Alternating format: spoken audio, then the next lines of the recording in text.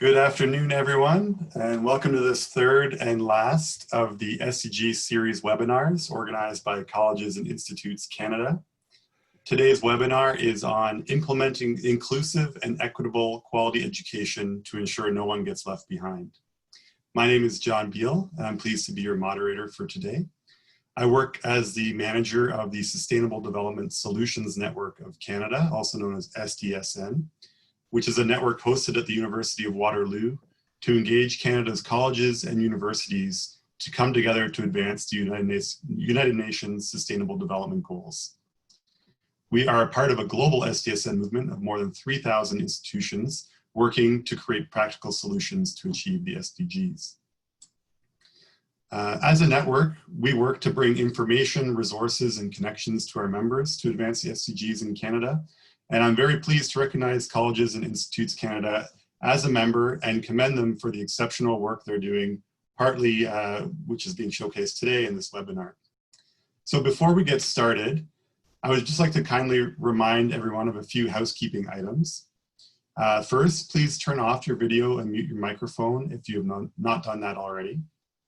If you have any questions during the presentation, you can type them into the chat box in Zoom. You can do that at any point, and the panelists will try to answer as many questions at the end of the webinar. We'll have a chance to do a Q&A and kind of come back all together. If you encounter any technical difficulties, please direct these questions directly to Liz or Andrea in the chat box, and they'll be able to assist you, and you'll see they have co-hosts next to their name. And if you're tweeting about today's webinar, please use the hashtag #CICANImpact. So I'd like to start the webinar today by highlighting the fact that it is International Literacy Day, and also that it's the start of the school year for many of Canada's elementary, high school, college, and university students. And over these past 6 months, we've all felt the historic disruptions that the COVID-19 pandemic has caused, especially to our education systems.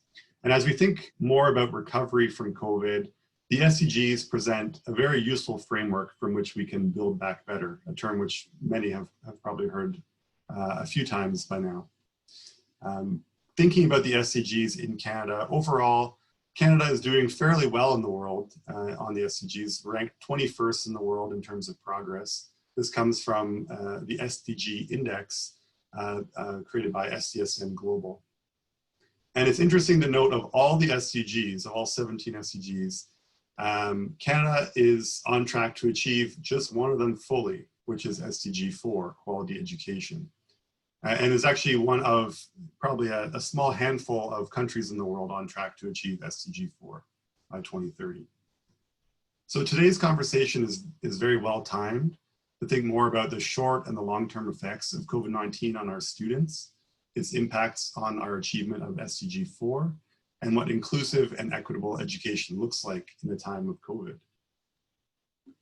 So I'd like to present to you our first speaker offering welcoming remarks, David Shimke, the Director of Secretariat at the Canadian Commission for UNESCO. So David, the floor is yours. Thank you very, very much. Hello, everyone. It's an honor to celebrate International Literacy Day with all of you. You'll not be surprised that this year's focus is on literacy teaching and learning during the COVID-19 crisis and beyond. Since mid-April, more than 1.6 billion children and youth in 188 countries have been mostly out of school. That's 9 out of 10 students worldwide. This situation is unprecedented in the history of education and has created alarming equity gaps nearly everywhere. Now, as millions of students begin returning to learning environments that look so different from those they left in March, we must ensure that no one is left behind. And that's the slogan, of course, of the United Nations Sustainable Development Goals, or SDGs. And they offer us a blueprint to do just that. More than 193 UN member states have committed to achieving these 17 interconnected goals by 2030. UNESCO contributes to the implementation of the SDGs through its work on education, natural sciences, social and human sciences, culture and communication and information. The Canadian Commission for UNESCO is also committed to supporting initiatives that strive to achieve the SDGs as we fulfill our own mandate to promote UNESCO's values and carry out its activities in Canada. Sadly, though, according to the latest UN reports, the world is not on track to achieve the SDGs by 2030, except obviously for SDG 4. So how should Canada respond? Our commission believes that the situation indicates a need to redouble our efforts. Specifically, we need greater collaborative work from government, the private sector, non-government organizations, and educational institutions such as yours. It's one reason why we sincerely appreciate all of you taking the time to participate in today's webinar. As mentioned, this webinar will focus on SDG 4 and how it aims to reduce barriers to skills development and technical and vocational training, which I'll be calling TVET for short. SDG 4 is, and I quote, ensure inclusive and equitable quality education and promote lifelong learning opportunities for all, unquote.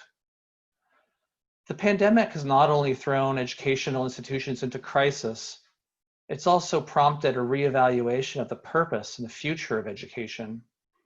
Some now argue that education should be more focused on helping students acquire the knowledge and skills they need for the world of work, that they should be helping youth and adults gain the skills they need to secure decent work or succeed as entrepreneurs, all the while supporting inclusive, sustainable economic growth.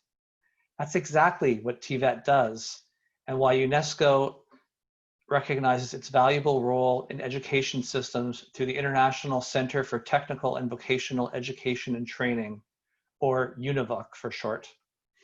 Essentially, it's UNESCO's designated TVET center. It supports member states' efforts to strengthen and upgrade their technical and vocational training systems. With support from Colleges and Institutes Canada, CC UNESCO is a proud supporter of UNIVOC in Canada. We have 3 UNIVOC centers in Canada: the Pan-Canadian UNIVOC Center in Ontario, which is run by CICAN, the Bow Valley College in Alberta, and Cégep de la Gaspésie et des Îles in Quebec. In Canada, TVET focuses on areas where we face shortages in skilled labor, especially in the science and technology trades. Our Canadian UNIVOC centers offer quality programs and lifelong learning opportunities and are improving access to education and training for all. Which takes us back to the SDGs, where the year 2020 has ushered in the decade of action, a reminder that 2030 is just 10 years away.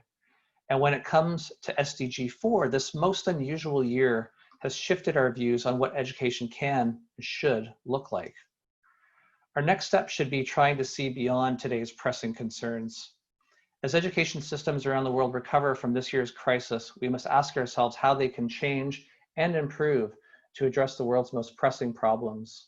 It starts with many of the lessons we've already learned from technical and vocational training. It starts with linking education with the workforce. It starts with connecting teaching and learning to real life situations. And if we do it right, it ends with SDG 4, education for all, with no one left behind. Thank you.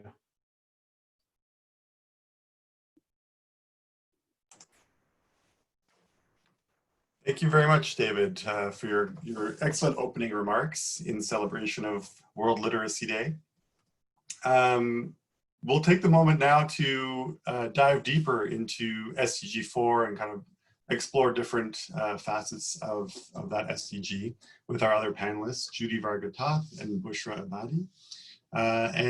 This will be a great opportunity to learn best practices that can be implemented on campus to build that future that we're all working towards, where everyone has access to quality education and lifelong learning opportunities. So our first panelist I'd like to invite is Judy Varga-Toth. She's the manager at Impact Partnership Services at Colleges and Institutes Canada. So Judy, the floor is yours. Thank you very much for that. So I'm going to share my screen so that I can begin. and talk a little bit about the SDGs in a little bit more detail.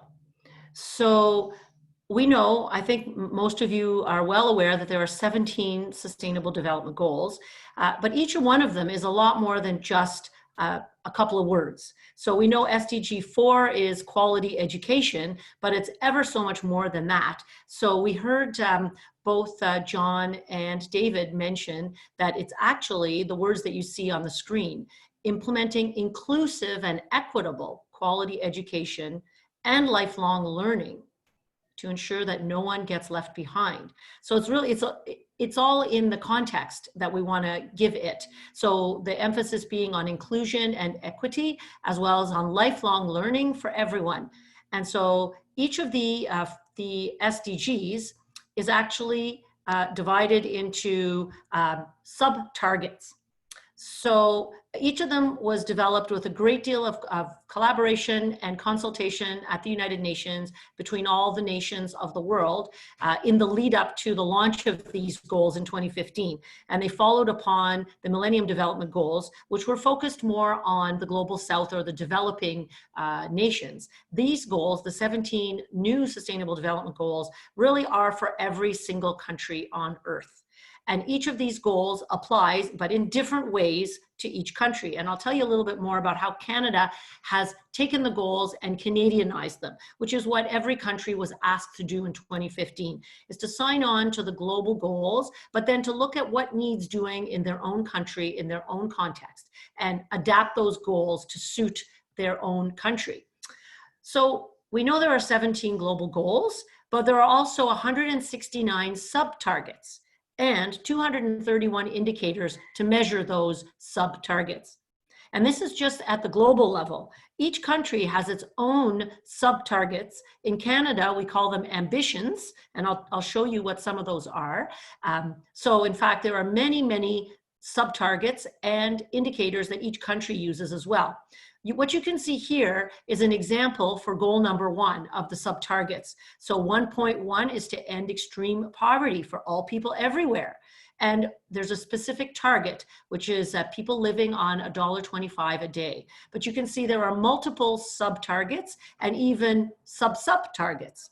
And then there's indicators or ways of measuring whether we've achieved that goal. So when John and David mentioned that we're not on track for the most part to achieve a given goal, what they're really talking about is based on the sub-targets and the measurements chosen, the indicators chosen, we're not actually moving towards success by 2030. So this quote really shows us that with really only just barely over 9 years left to go, we have to really speed up and scale up our efforts in Canada and around the world in order to have a hope of meeting these goals, which have been around now for 6 years. And essentially, in some cases, over 6 years, we've actually, as a world, gone backwards. This is a summary of Canada's progress. This was done in 2017 in a report that was created as a result of Canada's first voluntary review. Each nation committed to voluntarily reporting to the United Nations their progress on the Sustainable Development Goals. And in this report, you can see that in fact, the authors have categorized according to whether something is moving backwards, is essentially really stalled, is moving but slowly, and it's on target. So as you can see, even in quality education, back in 2017, we were moving backwards on a couple of things. It sounds like from the more recent data that we have fixed some of those problems, and it sounds like by 2030, we will be able to meet that target. However, of course, COVID-19 has really made it obvious that there are still people being left behind, and even more so now. But by looking at this chart, you can see there's an awful lot of places where we're moving backwards. 18 of the sub-targets, we're moving backwards. On 26, we need a breakthrough. And only on 12 are we at least moving in the right direction, and 17 that if we keep going the way we have been, in other words, we don't lose steam or remove our focus as a result of COVID-19, we will accomplish those goals.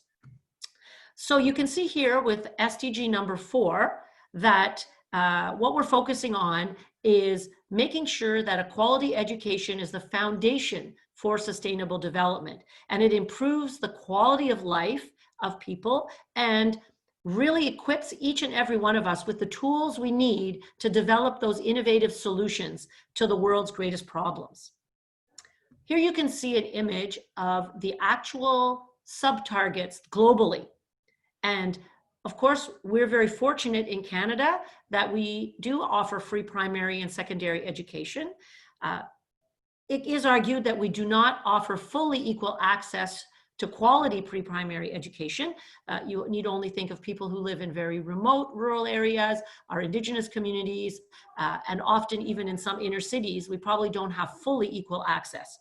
Number 3 is the one that really touches on our sector, the technical and vocational sector. So colleges, institutes, polytechnics, and cégeps fall under that category. And we see here that not only do we want it to be equal and accessible, but also affordable.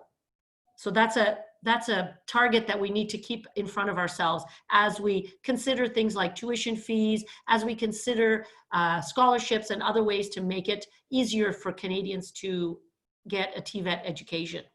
Number 4.4 talks about financial literacy, if you will, and there could be a question about whether we do a good enough job in our education sector to equip people with financial skills. And then 4.5 is about reducing discrimination in education, in particular for people living with a disability. Are they able to access equally any form of education that they seek?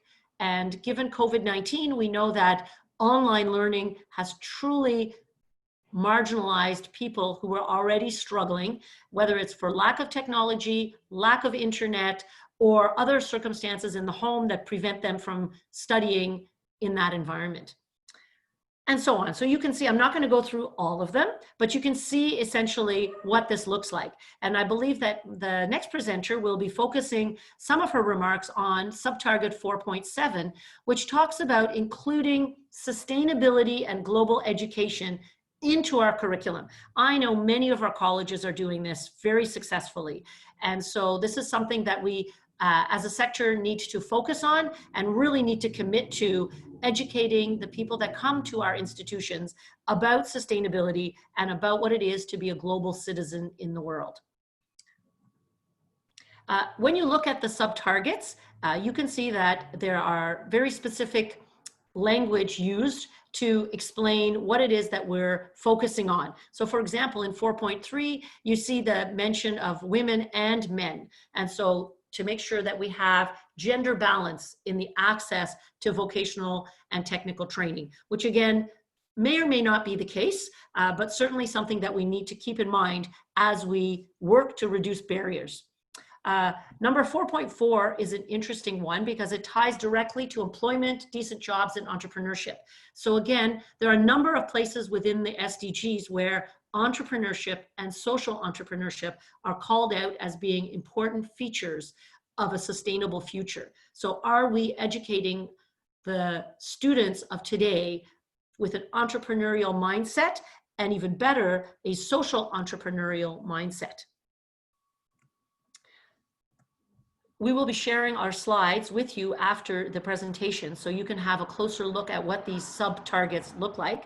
But I wanted to move on now to indicators and to understand how is it that a country will track their success on any given indicator. And to note that Stats Canada is actually a world-respected statistical agency that has been very involved with the United Nations in assisting them in developing indicators and ensuring that existing indicators actually measure what it is that we want to measure. So Stats Canada has created its own SDG hub or statistics hub for Canada, where they are both using existing indicators and creating new indicators to measure success in Canada.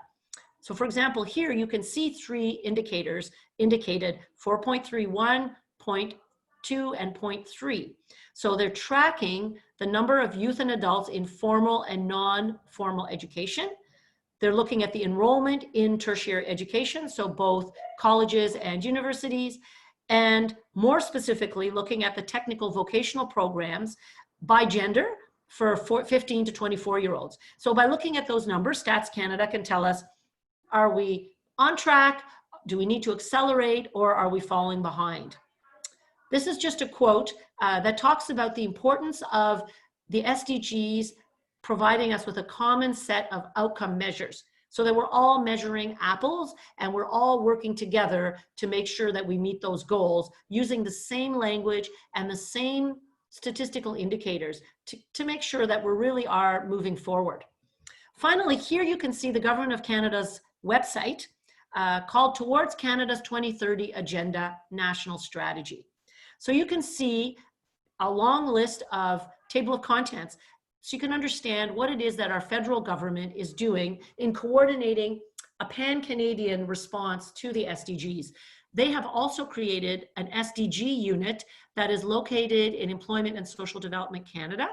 And this unit does many things, including assisting Stats Canada in tracking, but also in raising awareness of the SDGs and offering funding to Canadian organizations, nonprofits, and others to further the goals, to further awareness of the goals and action on the goals.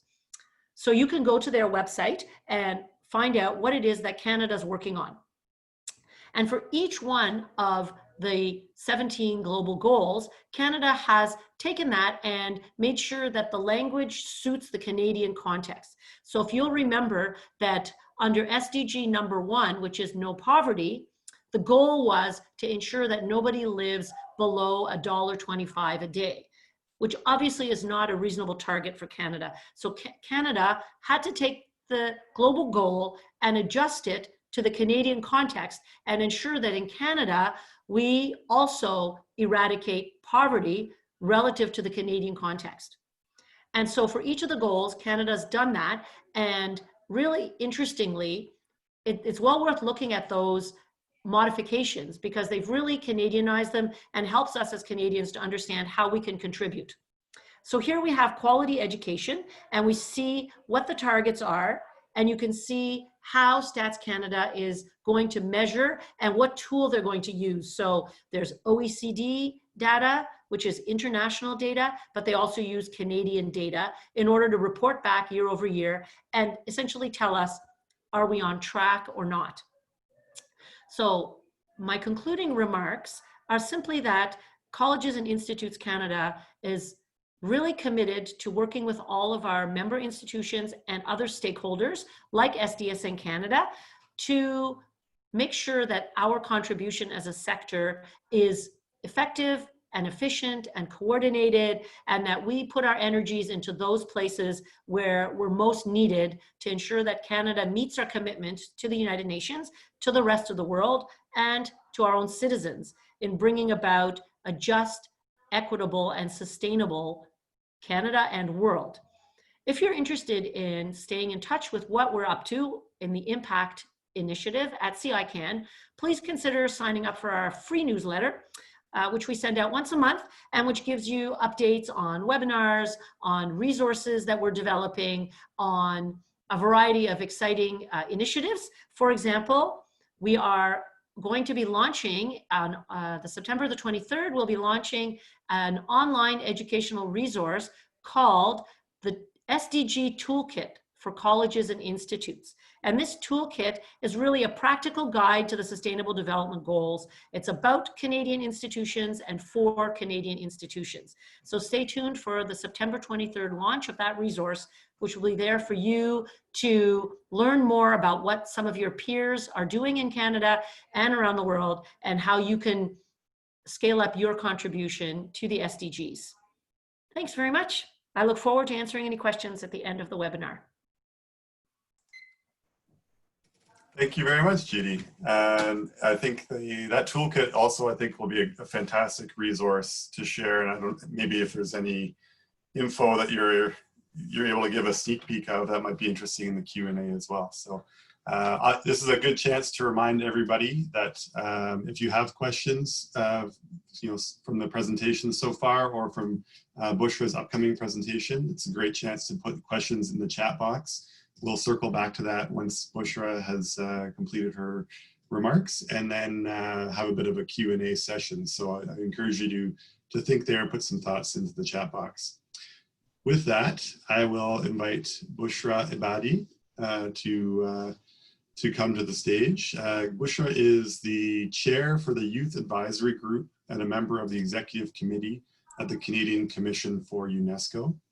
And so Bushra, the floor is yours. Thank you so much, John. So as John mentioned, my name is Bushra Ibadi, and I am a social innovator, interdisciplinary researcher, and global strategist. And I'm serving as the chair for the Canadian Commission for UNESCO's Youth Advisory Group. I also sit on the executive committee, and I also serve as a youth ambassador for the UNESCO-led Global Alliance for Partnerships on Media and Information Literacy, which is GAPMIL for short, among the other hats or roles that I am taking on. So I will, so I'm going to be talking about unpacking SDG 4, so the SDG on quality education, and specifically looking at target 4.7. I'll be discussing a little bit about applying different approaches to addressing the SDGs, some of the projects and initiatives that I'm currently working on, the importance of gender mainstreaming, youth agency and literacy in this process, and then some key takeaways that the audience can hopefully implement in their development of education curriculum or some of the decisions that you're making as it relates to education. So SDG 4.7, Education for Sustainable Development and Global Citizenship, specifically states that by 2030, the goal is to ensure that all learners acquire the knowledge and skills needed to promote sustainable development, including, among others, through education for sustainable development and sustainable lifestyles, human rights, gender equality, the promotion of a culture of peace and nonviolence, global citizenship, and appreciation of cultural diversity and of culture's contribution to sustainable development. So there's quite a bit that's been packed into this sub-target. But one thing that I think should be noted throughout SDG 4 is that there is mention of gender in almost every single one of the sub-targets or targets. But in the way that it's usually framed, it treats gender as a binary. So we'll be talking a little bit about that and why that's problematic and how we can ensure that we're kind of pushing the envelope as we're implementing some of our initiatives in the Canadian context, but also when we partner with others globally and within our local communities. So the approach that I recommend taking when it comes to tackling SDGs and realizing sustainable development in a just way is through intersectionality and applying a global lens or approach. So intersectionality is an approach or theoretical framework that was developed, and the term itself was coined by a Black activist and female Black activist, Kimberly Crenshaw, based out of the US. And the idea is that there are multiple factors that contribute to people's marginalization. So it would be taking into consideration the social and personal identities that people hold and how those different layers of identity and the marginalization of those specific identities can contribute to very unique experiences in terms of marginalization and oppression. And so some of the examples that have been given are Black women, for example, and their specific experiences of inequity and injustice. You can also see the layers applied through people who identify as being gender and sexually diverse persons, people with different abilities or disabled persons, looking at people within different age demographics as well. So it's applying all of these different lenses in order to really have a greater understanding of people's lived experiences. And currently, that's a challenge in many contexts because there's not really an acknowledgement or a deep understanding of issues that are systemic in nature, including structural and systemic racism, inequity, and injustice. And then the second approach that I recommend applying, or the lens that I recommend applying, is a global one. And so often when we think about global, I think we're apt to associate it with geography. So thinking about moving beyond any one particular locality or country. But I think it's really important to move this idea beyond one that's very international focused, so the relationship between different countries, but rather look at global as being an approach that takes into consideration the different disciplines that we're tackling or educating people on or learning in the different contexts that we're existing in geographically as well, the different identities that are being recognized or are existing in our communities. And so it's really important to kind of break down those silos. And I think that's what the global approach really entails for myself and even some of the young people that I've been working with. It's really about expanding our understanding of what it means to be a community. And I think this is kind of the underlying ethos of even the idea of global citizenship education. And so with that, I'll speak a little bit about the current projects and initiatives that I'm a part of or undertaking. And so they fall into three main areas, or at least the ones that I'll be discussing here today will focus on three areas, which is gender, youth, and literacy. So in terms of gender, I've been working over the last decade on issues related to gender equity, and in particular, as it relates to forcibly displaced populations. So I was working with the World Refugee Council for a few years, helping them develop recommendations to transform the global refugee and internal displacement systems, recognizing that education in particular is very difficult to access for many people who are forcibly displaced, and at the different stages of displacement in particular, and then applying the gender lens to that and recognizing that there are further barriers for people who identify as being gender and sexually diverse persons, and then also for women and girls in particular as well. And so I've been working on transforming those at a systems level, and then also looking at integration strategies for newcomer populations, including displaced youth and gender and sexually diverse youth. And then also tracking women in leadership and decision making through the Women in Global Governance Index project, and particularly focusing on security and politics. And so looking at how are our systems being shaped? Well, at the decision-making and governance levels, we don't have really an effective engagement of communities who are systematically marginalized. So whether that's based on their gender or their ethnicity, racial background, their age, there's a lack of really equitable representation within these spaces, but even beyond representation, meaningfully engaging these communities so that they're better able to exercise their agency. And so those are a few of those projects. And then I also launched In Gender Media, which is a multimedia agency that highlights individuals and organizations who are working to disrupt the global social status quo and advance sustainable development, peace and justice, using a gender lens in their approach to their work. And then also hosting workshops to enable different organizations and individuals to be able to apply a gender lens in a meaningful way, and an intersectional gender lens in particular. So taking some of the approaches that I mentioned before, a global one and an intersectional one, and being able to apply it to a space that has traditionally only represented a few people. And typically we see people who are older white men who are represented in those spaces, especially if you look at the media space in general, and kind of people's access to information is often through those spaces, so through media and information literacy, but lacking that representation, and beyond kind of the tokenized representation, looking at how they're involved in the decision-making processes, and then also highlighting the important work that's being done by these marginalized communities. So whether it's related to some of the sustainable development goals linked to environmental sustainability or climate change, what we've seen over the last few years is that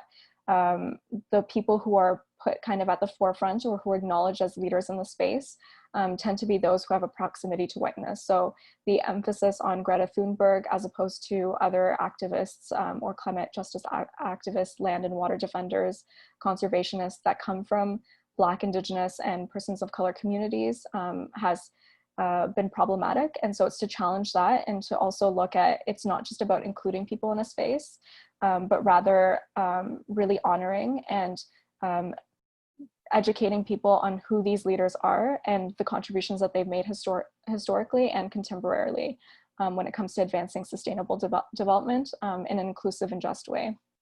And I currently, as I mentioned before, serve as a youth ambassador for the Global Alliance for Partnerships on Media Information Literacy.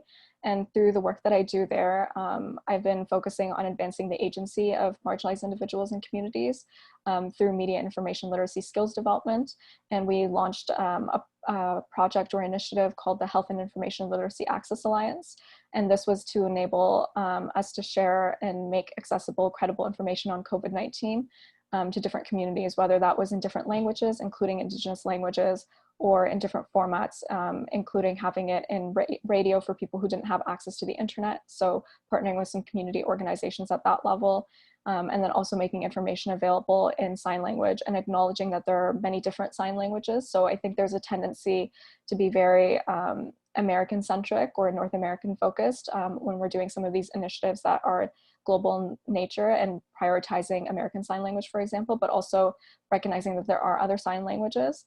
And so we've developed some webinars to help with that skill development piece, making information guides available in different languages and formats, as I mentioned, and then a repository of information in over 110 languages, including those Indigenous languages and regional dialects, to really help people understand, including education institutions, with some of the recommendations that are up to date, because the situation is evolving in some cases rapidly and others maybe not, but the information and our understanding of COVID-19 and the way that it's impacting different areas of our lives is evolving, and it's really important to make sure that people have access to that information in a timely way.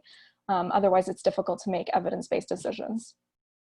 So those are kind of the initiatives that I've been focusing on. And then through the Youth Advisory Group at the Canadian Commission for UNESCO, we have our youth advisors tackling sustainable development in their respective areas of expertise.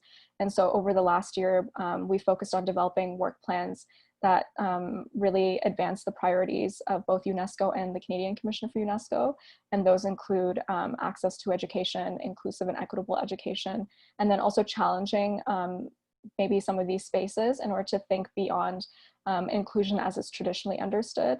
And then I'll kind of unpack that a little bit for you as I go through this presentation.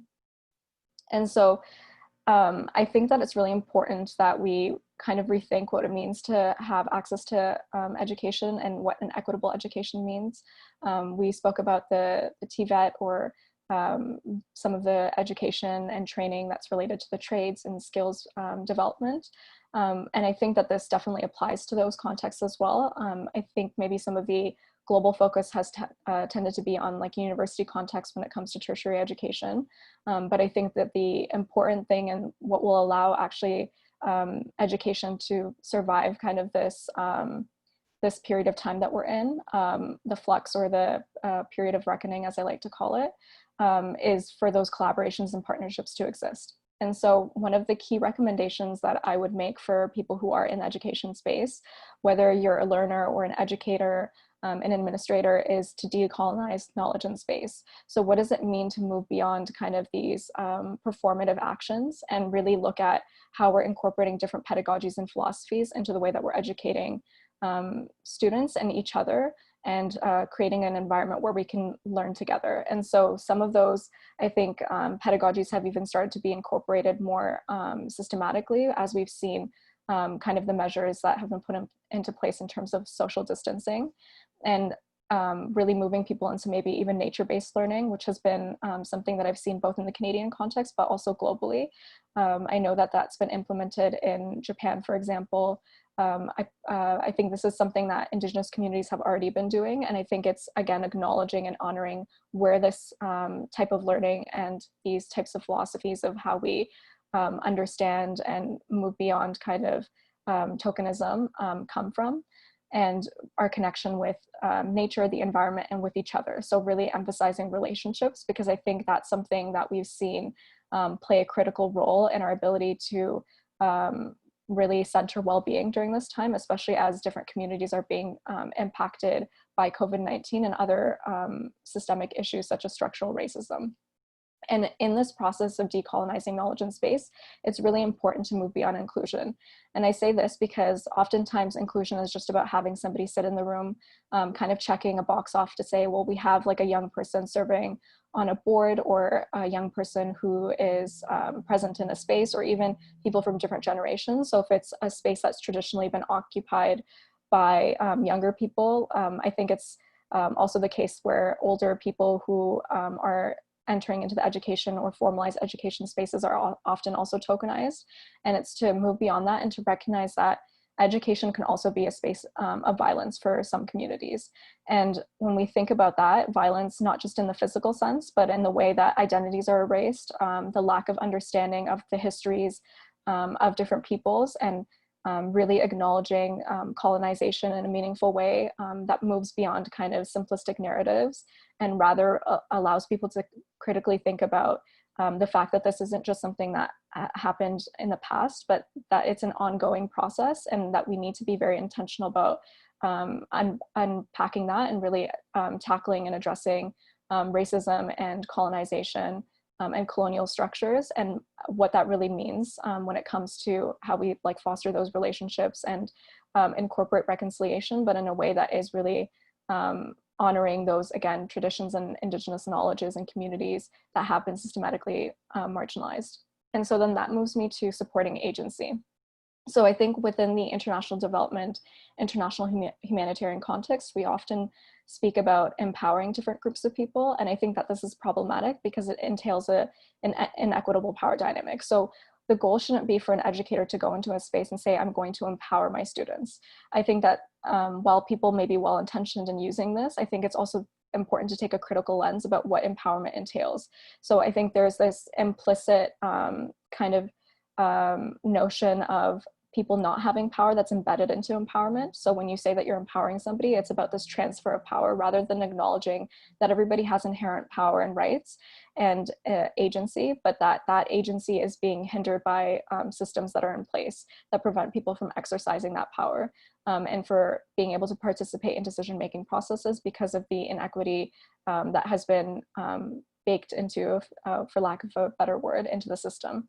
And so I think that's really important. And as we look into how we're like reshaping or rethinking what education looks like, it's also important to be explicit about the power dynamics in the classroom. So sometimes the people who may be made most vulnerable, and I think it's important, I'm saying intentionally made vulnerable because people aren't inherently vulnerable. There are specific systems, again, that contribute to that vulnerability. It's important to really recognize that and to not undermine their agency. But when we look at individuals or communities that are made vulnerable in these systems, we also need to really think about how our actions as people who maybe hold positions of authority are perpetuating that system and contributing to that inequity and injustice again.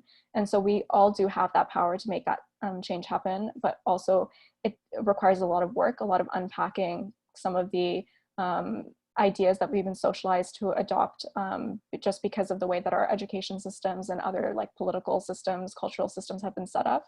And so to be really intentional about that, and then seek people from these different communities to co-create and co-develop the solutions, and to not just be seen as people that we're developing curriculum for or developing programs for, but rather thinking about how we're co-leading and collaborating.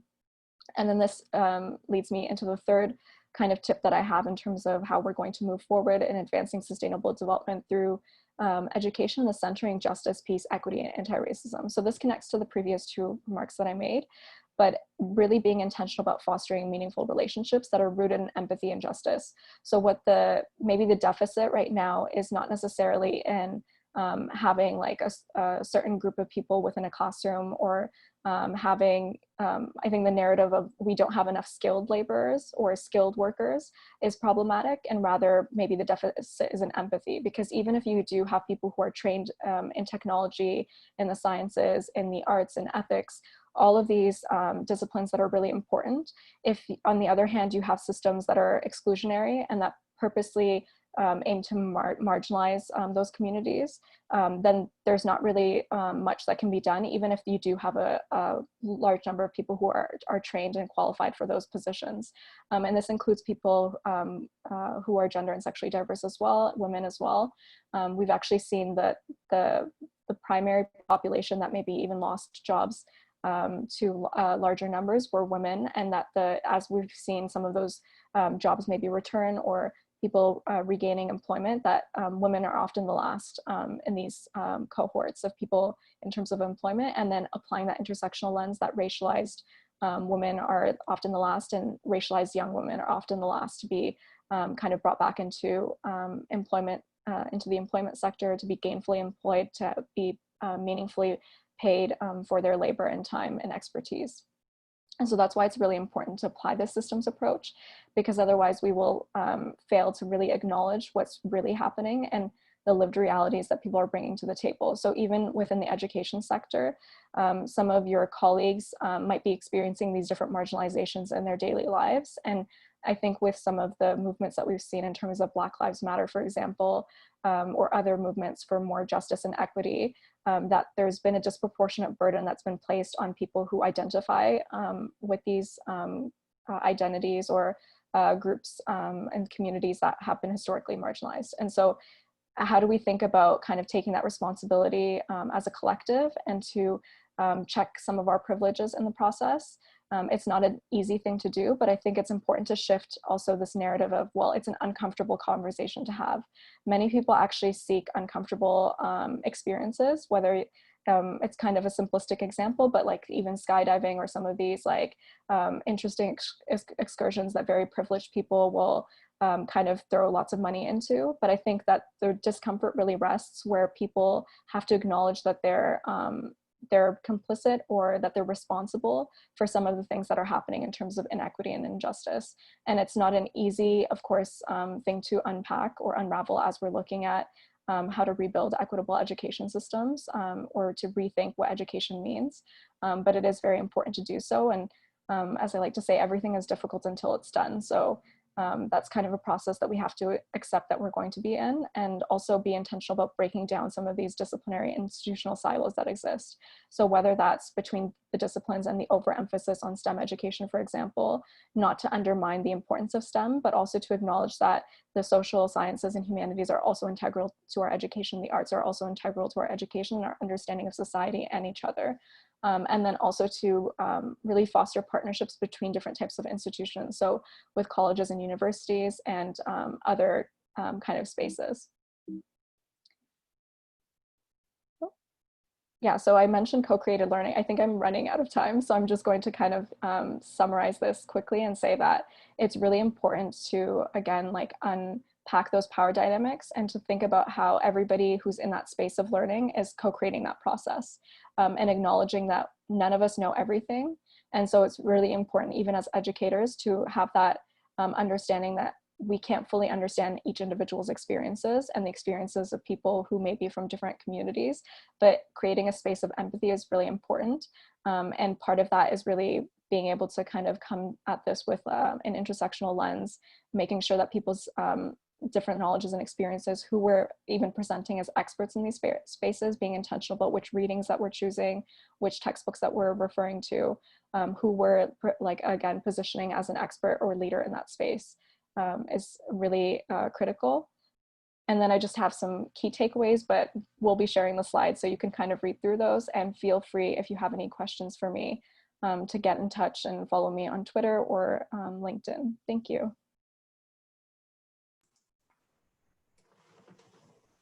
Thank you very much, Bushra. And thanks to David and Judy as well for sharing their perspectives, their presentations. It's a time of the webinar where we'd like to open the floor to questions. I don't see any quite yet in the chat, but if you have a question, feel free, please, to put it into the chat and we can address it to our panelists. I could start off with maybe a couple questions here, just following up on some of the points in the conversation, and maybe a bit higher level, but I think interesting to kind of explore, you know, the SDGs and inclusivity and equity in our education systems, and thinking a little bit about COVID and kind of what the threat of COVID is to an inclusive education and equitable education system in Canada. And you know, how Judy or Bushra or Isabel, I see that you came online. I know that you were David had to leave early, but that he said that you could help address some of these questions. But thinking about how we're seeing the education system potentially change to better account for this inclusivity and equity through the system, and depending on how far COVID's impacts reach. So I don't know if any of you have a kind of a thought or an idea around that. I guess, oh, Judy, go ahead. No, go ahead first. I was going to say, I think that in some cases there are narratives about how more people will have access to education because we're in a digital space, but I actually think that the opposite is the case. And so we're seeing greater inequity in terms of access and the quality of that access, but also something that's missing in that process is that peer-to-peer learning. So if you're stuck at home, like maybe you do have a connection with your teacher, even though that individual is going to be like overwhelmed with kind of the different responsibilities that it entails to kind of move into this digital environment, but that peer-to-peer learning is really, really critical for the development of empathy. And so that's something that I'm especially concerned about. And then also people who are maybe neuroatypical, people who have different learning styles, not being able to really both socialize, but also learn in a way that's conducive for them. And so it's been like kind of this one size fits all model that's being kind of pushed even at the global level, but one that is not likely to work, to be quite honest. And I think that's where we kind of need to turn to kind of the community level learning as well, and then look at maybe the different like pedagogies, again, through like traditional Indigenous ways of knowing and understanding and learning, and incorporate that into our practices. Yeah, I would echo what you just said. I would have, I felt the same thing, that I think early on in the pandemic, there was an idea that, oh, because we're going to go virtual now, more people will have access. But in fact, having heard from many colleges over the last number of months, the observation was often, wow, we had no idea how some of our students that were already kind of at risk of not continuing would be affected, to the point where not the simple things was, colleges that shipped laptops out, that shipped those Wi-Fi sticks out to their students, but they realized that was only scratching the surface of what was the issue, and that that was not a solution, that just putting technology in a box and shipping it out was not going to actually gain access for a host of other reasons that, simple examples could be, one college told me that one of the students approached her because, she can't learn at home. She's the eldest of several siblings, and with the kids not in school, her job is to take care of her younger siblings. So she can't continue to study because she's taking care of her younger siblings. That kind of never occurred. So I agree. I think that there's a huge risk that the gains that we made, and as John said, that we were on track in Canada, perhaps it is been put at risk by COVID if we don't look at all the things you talked about, Bushra. It's so much more complicated. It's so easy to assume, well, we always knew that maybe not everybody had a laptop, let's ship them a laptop. Isn't the solution to the problem, really. It's looking at every problem as a nail and thinking, good, I've got a hammer, so I'm good to go. It's a lot more complex than that. I want to thank you both for both of your presentations. It was so excellent. And I'll just add from a UNESCO perspective, to echo what both Judy and Bushra said, it's only expected that 1/3 of kids are going to be back to school this fall.